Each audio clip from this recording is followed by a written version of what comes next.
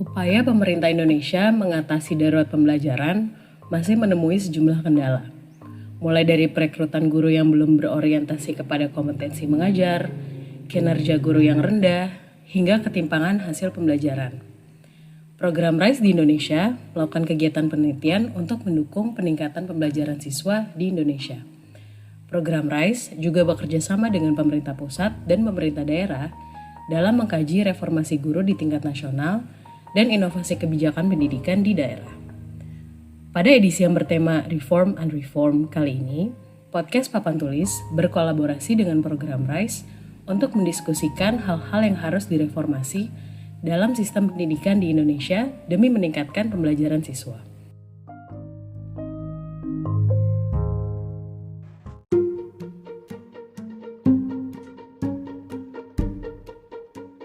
Episode dari Reform and Reform kali ini adalah Bersekolah Apakah Belajar?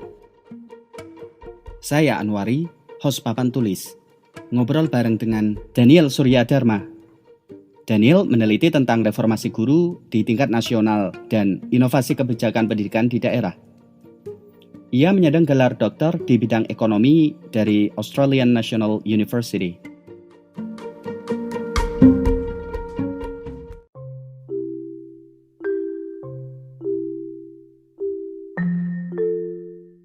Bagi pendengar Papan Tulis, Mas Daniel punya pertanyaan. Silahkan Mas Daniel. Ya, jadi pertanyaan yang biasa saya tanya ke banyak orang itu adalah berapa jawaban dari 1/3 dikurang 1/6? 1/3 dikurangi 1/6? Ya betul. Jadi ini adalah pertanyaan yang mencakup kurikulum kelas 4 SD di Indonesia dan biasanya orang-orang sulit untuk menjawab pertanyaan ini. Peraturannya seperti apa Mas Daniel untuk pertanyaan 1/3 dikurangi 1/6? Jadi biasanya saya tunjukkan hasilnya, pertanyaannya di layar, kemudian saya berikan waktu sekitar 30 detikan untuk orang-orang menjawab.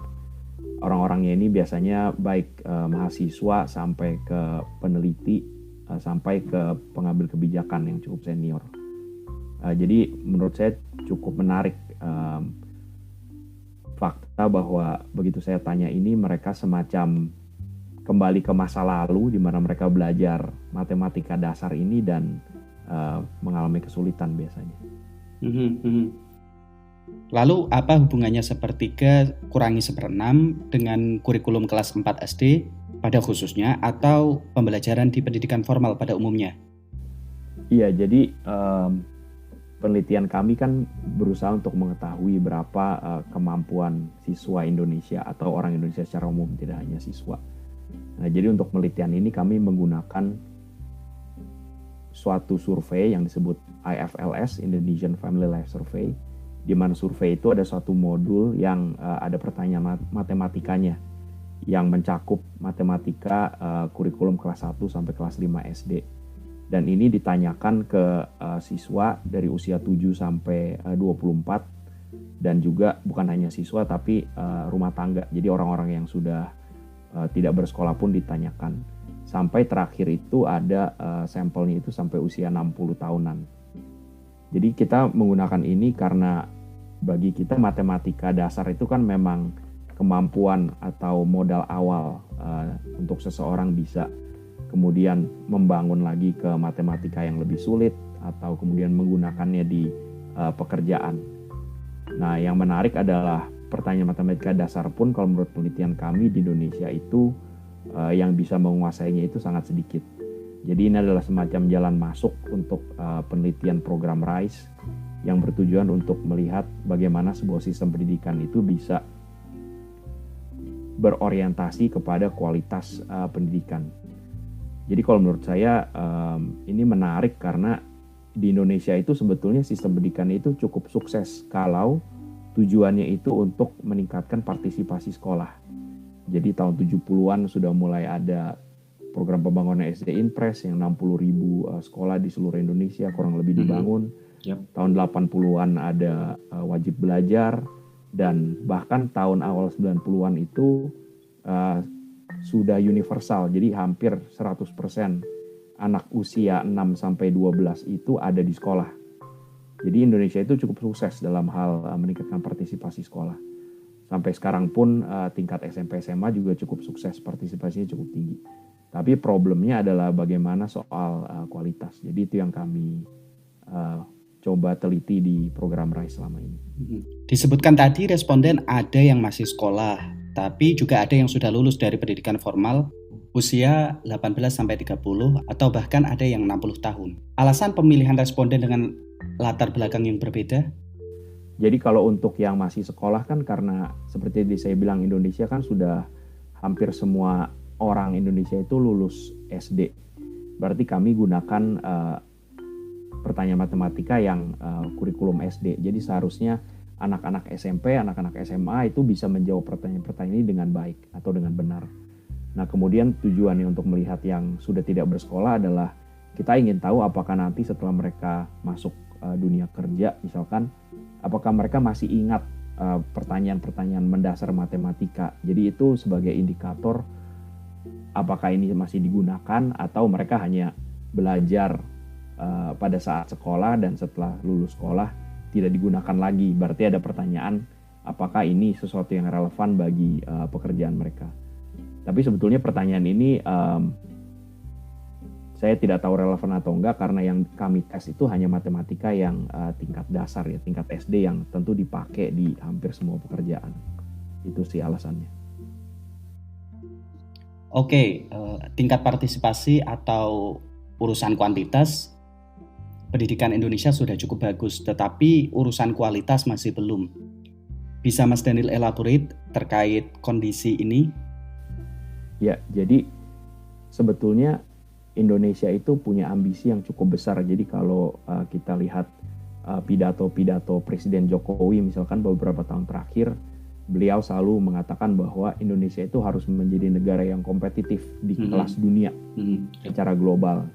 Dengan sendirinya saingan Indonesia yang diharapkan adalah negara-negara industri. Misalkan di Asia ada Korea, kemudian di negara lain tentu banyak, tapi yang levelnya seperti itu. Nah kemudian kalau kita lihat berapa sih kemampuan kualitas pendidikan Indonesia dan apakah kualitas pendidikan Indonesia ini cukup untuk memproduksi individu-individu yang bisa bersaing secara global. Nah di tingkat internasional itu tesnya biasanya namanya PISA dan TIMSS yang Indonesia ikuti. Dan kalau dilihat di level itu Indonesia tentu masih tertinggal dibandingkan dengan negara-negara yang kita ingin berkompetisi. Tentu kalau bandingannya adalah negara-negara yang lebih miskin, contohnya banyak negara di Afrika, itu Indonesia kualitasnya lebih bagus. Jadi problem Indonesia itu adalah transisi dari target utama sistem pendidikan itu meningkatkan partisipasi menjadi target utama sistem pendidikan Indonesia itu untuk menghasilkan orang-orang yang bisa berkompetisi secara global dengan negara-negara maju. Dan ini yang bagian kedua ini yang masih cukup bermasalah karena nilai Indonesia itu kalau dibandingkan di PISA dan TIMSS tadi itu masih kalah cukup jauh dibandingkan negara-negara yang kita beraspirasi untuk berkompetisi melawan mereka. Meskipun ada pro dan kontra terkait hasil penilaian PISA, tapi kita coba lihat pelajaran dari hasil PISA. Garis besar kekurangan dari kemampuan siswa seperti apa yang bisa dilihat dari PISA? Jadi kalau kurangnya itu menurut saya kurang dalam kemampuan untuk semacam mengajarkan kemampuan yang tingkatnya menengah dan tinggi ya. Jadi di penelitian kami yang tadi itu yang seperti 3/6 itu kan kemampuan matematika dasar. Jadi kalau di PISA yang tujuannya itu kata mereka untuk mengukur kemampuan yang digunakan di dunia sehari-hari pada saat anak-anak ini dewasa, maka hampir sebagian besar siswa Indonesia itu belum bisa sampai ke level di mana mereka bisa menggunakan kemampuan matematika untuk kehidupan sehari-hari. Jadi levelnya itu hanya masih level yang sangat mendasar kalau di Indonesia. Dari hasil temuan studi PISA dan TIMSS tadi, oke, erat kaitannya dengan kualitas pembelajaran. Oke, sekolah memang tak bisa dipisahkan dengan belajar, tetapi pertanyaan besarnya adalah bersekolah apa tentu belajar? Apa pandangan Mas Daniel tentang pertanyaan besar ini berdasarkan studi yang sebelumnya dan sedang dilakukan oleh Mas Daniel dan teman-teman? Ya, jadi kalau menurut data kami, tentu ini fokusnya proksinya adalah matematika ya. Jadi dari data AFLS itu kami melihat misalkan berapa persen sih siswa kelas tertentu yang kalau diberikan pertanyaan kelas sebelumnya, jadi misalkan anak kelas 4, dia diberikan pertanyaan kelas 3 SD, itu berapa persen yang bisa menjawab. Nah itu angkanya menurut kami cukup mengkhawatirkan. Jadi contohnya kalau anak kelas 2 SD diberikan pertanyaan kelas 1 SD, itu yang bisa menjawab dengan benar ada sekitar 3/4, 74%. Kalau anak kelas 4 SD diberikan pertanyaan kelas 3 SD, yang bisa menjawab dengan benar itu tinggal 46%. Jadi ada 54% siswa kelas 4 yang sebetulnya tidak menguasai kurikulum kelas 3 SD, padahal dia sekarang kelas 4. Dan kalau ini dilanjutkan terus, karena di Indonesia itu sekarang hampir tidak ada anak yang tinggal kelas, itu akan semakin turun karena kemampuan matematika itu kan dibangun dari kemampuan tahun sebelumnya. Jadi dari data kami, bagaimana kalau kelas 5 SD, anak kelas 5 SD kita berikan pertanyaan kelas 4 SD, itu hanya tinggal 10% yang bisa menjawab dengan benar. Setelah itu stagnan karena mau diberikan pertanyaan atau kemampuan yang lebih susah, mau diajarkan kemampuan matematika yang lebih tinggi, itu dia tidak bisa mengejar ketertinggalan yang semakin besar itu. Jadi ini adalah semacam fenomena di Indonesia menurut kami, di mana dari survei-survei kami, kalau kami tanya ke guru-guru di dalam survei kami yang menjadi sampel, itu apa sih yang penting bagi Anda dalam mengajar? Jawabannya itu sebagian besar dibilang yang penting adalah ketuntasan kurikulum. Bukan yang penting adalah siswa saya bisa menguasai suatu pelajaran dengan baik. Karena ini berbeda. Jadi bukti yang kami temukan dari berbagai studi kami adalah semakin lama anak Indonesia itu bersekolah, ketertinggalannya itu menumpuk semakin besar. Karena itu yang cukup menarik adalah pada saat kita lihat anak kelas 12, jadi kelas 3 SMA, anak-anak yang bisa menjawab pertanyaan 1/3 kurang 1/6 yang merupakan kurikulum kelas 4 SD dengan baik, itu tidak sampai 20%.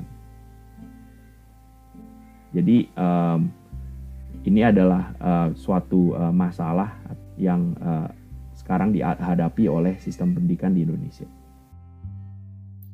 Di daerah mana saja survei ini dilakukan? Ya, jadi kalau survei AFLS itu survei nasional yang representatif terhadap 83% penduduk Indonesia. Disebut 83% karena fokus AFLS itu lebih ke Indonesia Barat, jadi Sumatera, Jawa, Kalimantan, dan bukan Indonesia Timur. Jadi hampir tidak ada data tentang Maluku, Papua, dan lain-lain. Itu memang surveinya dirancang seperti itu. Oke. Jadi ini adalah survei yang ya bisa merepresentasikan 83% penduduk Indonesia. Jadi cukup banyak menurut. Menarik mungkin satu poin lagi mengenai AFLS. Ini adalah survei rumah tangga, bukan survei sekolah. Jadi dia mencakup bukan hanya siswa atau yang masih bersekolah, tapi juga yang sudah tidak bersekolah lagi. Kita coba lihat hasil temuan studi yang dilakukan Mas Daniel dan teman-teman di RISE. Tingkat pembelajaran siswa di Indonesia berawal rendah. Dari mana kategori rendah dalam tanda kutip itu berasal? Jadi kami sebut itu rendah karena instrumen yang kami gunakan dari AFLS itu hanya mencakup kemampuan matematika dasar, yaitu sampai kelas 5 SD. Nah, pada saat jadi tes ini adalah tes yang sama diberikan ke semua orang dari usia 7 sampai 24 misalkan, dan tentu lebih tua lagi. Jadi anak kelas 1 SD, dia usia 7 tahun, dia sekarang ada di kelas 1, dia diberikan tes yang mencakup kelas 1 sampai kelas 5. Jadi tentu kita tidak mengharapkan anak ini untuk bisa menjawab pertanyaan-pertanyaan yang atasnya. Nah, jadi misalkan kemampuan dia, probabilitas dia menjawab satu pertanyaan dengan benar itu hanya 20%. Menurut kami itu masuk akal karena tesnya mengcover sampai kelas 5. Nah, tapi problemnya adalah yang kita harapkan itu ada semacam tren yang menaik sangat pesat. Jadi yang kita harapkan itu begitu kita berikan tes ini ke anak kelas 5 SD, maka jawabannya itu probabilitas benarnya itu hampir 100% misalkan. Kalau dia dengan cukup diberikan pelajaran matematika sesuai dengan kurikulumnya. Tapi kenyataannya tidak. Jadi kenyataannya seperti yang tadi saya bilang, sampai kelas 12 pun kemampuan menjawab pertanyaan matematika dasar itu hanya berkisar di tingkat 40%-an probabilitas menjawab dengan benar. Jadi itu yang kami sebut rendah.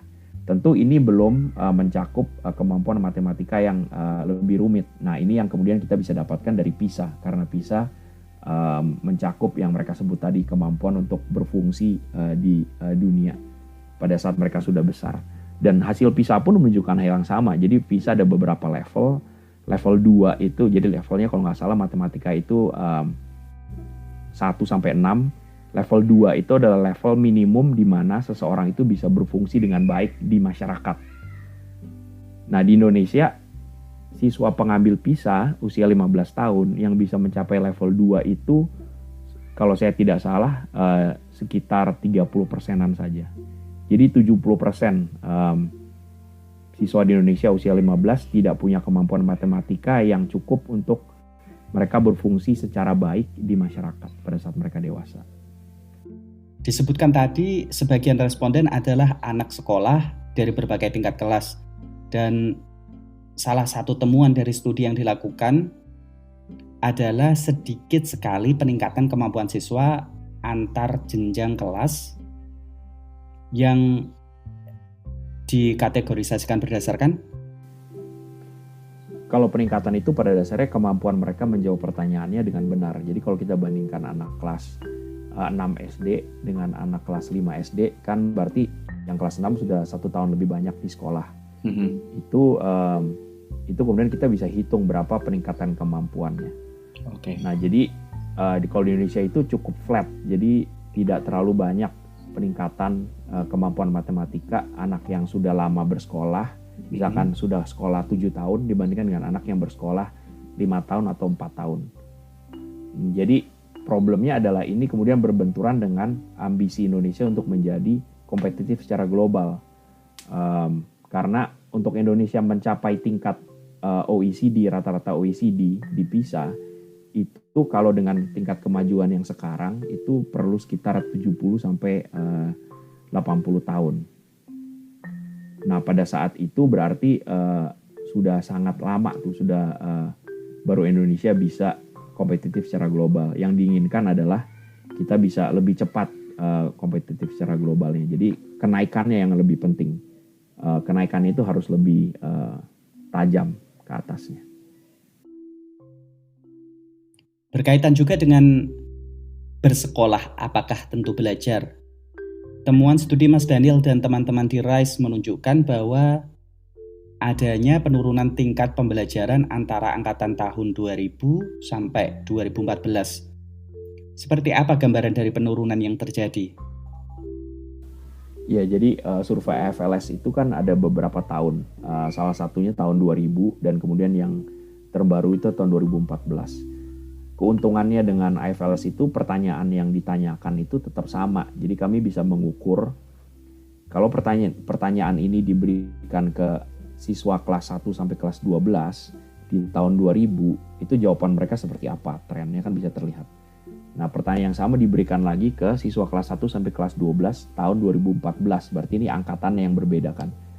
Sama-sama kelas 1 sampai kelas 12. Dan yang kami temukan itu penurunan kemampuannya, pertama kemampuannya turun. Jadi itu yang kami tidak duga-duga sebelumnya. Jadi untuk setiap tahun kelas 1 sampai kelas 12, angkatan 2014 itu nilainya atau kemampuan matematikanya lebih rendah daripada yang angkatan kelas yang sama tahun 2000. Kemudian yang menarik lagi, ada beberapa orang yang bilang ya mungkin saja karena sekarang ini lebih banyak anak-anak masuk SMP dan SMA yang tahun 2000 itu mereka tidak bisa masuk, contohnya dari keluarga status sosioekonomi rendah. Jadi kalau mereka masuk ke sistem pendidikan kan dengan otomatis rata-ratanya akan turun karena asumsinya mereka kemampuannya lebih rendah. Tapi tren yang sama pun kita lihat di anak-anak kelas 1 sampai kelas 6 yang di mana Indonesia itu sudah partisipasinya universal sejak tahun 1980-an. Jadi ini adalah penurunan yang menurut kami memang real terjadi dan tidak dipengaruhi oleh peningkatan partisipasi sekolah. Jadi memang turun kemampuan siswa. Turunnya sebetulnya tidak terlalu banyak ya, kurang dari 10%. Tapi tetap saja di era di mana antara tahun 2000 ke 2014 itu kan era di mana Indonesia itu peningkatan investasi pendidikannya cukup banyak. Sudah banyak kebijakan, ada desentralisasi pendidikan, ada amandemen konstitusi, sekarang APBN atau belanja negara harus 20% untuk pendidikan dan lain-lain. Tapi kenyataannya yang kita lihat adalah kualitasnya ternyata menurun. Oke, melihat hasil studi yang menunjukkan penurunan kualitas pembelajaran, kenapa penurunan ini bisa terjadi? Kalau dilihat dari analisis hasil studi maupun faktor-faktor yang ditemukan di lapangan. Ya, jadi kalau kita berpikir mengenai apa sih semacam determinan atau kontributor dari kualitas pendidikan, yang di sini proksinya adalah kemampuan belajar siswa. Ada beberapa dan kita bisa sebetulnya analisis satu persatu. Yang pertama tadi yang saya sudah sebutkan, apakah anggarannya menurun antara 2000 ke 2014? Tentu jawabannya tidak, karena dalam periode ini investasi publik Indonesia untuk pendidikan itu hampir naik 2 kali lipat. Kemudian pertanyaan kedua, oke, kalau gitu apakah misalnya jumlah gurunya berkurang? Jadi tadinya gurunya hanya mengajar 20 siswa per kelas, kemudian ada fenomena di mana sekarang kelasnya itu besar-besar, jadi dia tidak bisa mengajar cukup banyak siswa dengan baik. Jawabannya enggak juga, karena rasio siswa per guru di Indonesia itu terus menurun. Tahun 2017 itu sekitar 16 siswa per guru, dan ini adalah salah satu rasio terendah di dunia. Pertanyaan selanjutnya, apakah kualitas guru bisa menjelaskan ini? Jadi menurut kita enggak, karena kualitas guru di Indonesia itu pertama dia minimal stagnan, jadi dia tidak bisa menjelaskan penurunan. Dan yang kedua, sekarang ini kan aturannya setiap guru itu harus punya gelar S1. Nah, antara tahun 2003 sampai 2016 proporsi guru Indonesia yang punya gelar S1 itu meningkat dari 37% ke 90%. Jadi seharusnya kalau ini saja yang terjadi, maka kualitas pendidikan Indonesia itu tidak akan turun. Pertanyaan selanjutnya, seperti yang tadi saya bilang, apakah karena lebih banyak siswa dengan status sosioekonomi yang lebih rendah masuk ke sistem pendidikan? Jawabannya tidak, seperti tadi saya jelaskan. Pertanyaan lain, apakah ada perubahan dalam penilaian? Jadi dalam kurun waktu ini kan banyak sekali perubahan dalam UN. Jadi UN tadinya menentukan kelulusan menjadi tidak menentukan kelulusan. UN tadinya adalah satu-satunya indikator untuk lulus, sekarang tidak lagi, dia hanya satu komponen untuk lulus. Jadi semua reformasi UN ini terjadinya dalam periode ini. Jadi jawabannya mungkin karena dengan reformasi yang sudah terjadi selama beberapa tahun ini dalam UN, sekarang itu UN sudah tidak lagi yang disebut high stakes untuk siswa, karena kemungkinan dia tidak lulus karena hasil UN-nya jelek itu cukup kecil sekarang. Nah, pertanyaan yang menurut kami cukup bisa menjelaskan itu mungkin ya, itu adalah perubahan kurikulum matematika. Jadi kurikulum matematika tahun 1994 itu matematika itu 10 jam per minggu untuk kelas 1 sampai 3 dan 8 jam per minggu untuk kelas 4 dan 5. Di tahun 2004 kurikulum ini berubah jadi 5 jam per minggu untuk seluruh kelas. Jadi untuk kelas 1 sampai 3 pelajaran matematika itu berkurang 50% dan berkurang cukup banyak juga untuk kelas 4 dan 5. Perubahan lain adalah di tahun 2006 kurikulum KTSP itu pengajaran matematika di kelas 1 sampai kelas 3 itu berubah menjadi yang disebut pembelajaran tematis. Jadi saya bukan ahli kurikulum, tapi menurut kami ini adalah salah satu yang mungkin menjadi penjelas, karena jam yang siswa belajar matematika itu berkurang cukup jauh di Indonesia. Mungkin itu sih beberapa penjelasannya, tapi jawaban pastinya kita belum tahu. pertanyaan yang besar tentu kan orang-orang bilang apakah desentralisasi, karena desentralisasi kebetulan mulai tahun 2001. Menurut kami ini sangat susah untuk dijawab karena desentralisasi itu, otonomi daerah itu meningkatkan, yang kami tahu dengan pasti adalah variasi dari kualitas sistem pendidikan di Indonesia, karena tadinya sentralistis, sekarang lebih tergantung Pemda. Tapi tentu ada daerah-daerah yang maju cukup pesat, ada juga daerah-daerah yang stagnan. Tapi penelitian ini perlu dilakukan dengan lebih serius sebelum kita bisa bilang bahwa desentralisasi adalah penyebab penurunan kualitas pendidikan. What's next? Apa lanjutan dan juga implikasi studi yang Mas Daniel dan teman-teman lakukan di RISE untuk peningkatan kualitas pengajaran, terutama terkait pertanyaan besar tadi, bersekolah apa tentu belajar? Jadi paper yang kita sedang diskusikan itu adalah paper pertama dari program RISE di Indonesia, yang tujuannya untuk pertama jadi semacam membuka mata banyak orang pemangku kepentingan bahwa kualitas pendidikan di Indonesia itu tidak sedang baik-baik saja. Jadi yang menariknya, meskipun setiap tahun ada UN, kelas 9, kelas 12, setiap 3 tahun ikut PISA, kemudian ikut TIMSS, dan bahkan yang menarik adalah hampir semua orang itu sadar bahwa kualitas pendidikan di Indonesia itu tidak terlalu bagus. Jadi perlu banyak dikembangkan gitu. Tapi masalahnya kemudian tidak ada yang melakukan apa-apa. Jadi yang kita ingin lakukan dengan program RISE, dengan paper ini adalah pertama, kita pakai sesuatu yang sangat mendasar. Kita tes kemampuan dasar kelas 1 sampai kelas 5 SD untuk sebuah sampel yang usianya antara 7 sampai 60-an. Dan kita baru tahu tuh betapa rendahnya kemampuan matematika dasar penduduk Indonesia. Dari situ baru kemudian kita menganalisis apa sih hambatan-hambatan utamanya sampai sebuah sistem pendidikan itu, pertama mereka tahu bahwa kualitasnya itu rendah. Dan yang kedua, mereka berusaha melakukan banyak kebijakan untuk memperbaiki kualitas. Tapi ketiga, tidak berhasil.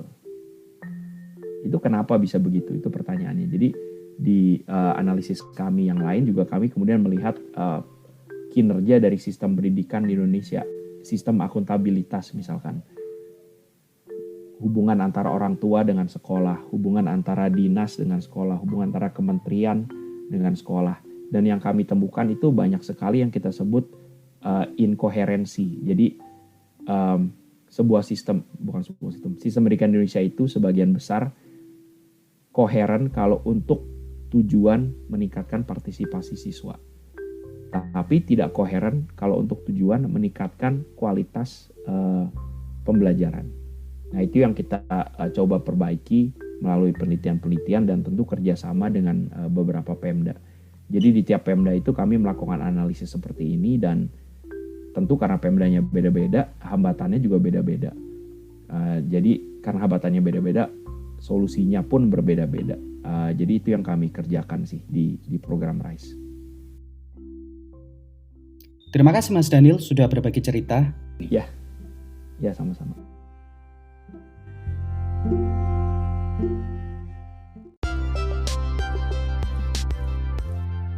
Terima kasih telah mendengarkan Reform and Reform. Ikuti terus diskusinya melalui podcast Papan Tulis dimanapun Anda mendengarkan podcast. Cek publikasi terbaru dari program RISE di Indonesia di situs webnya di rise.smeru.or.id atau ikuti Instagramnya di riseprogram.id.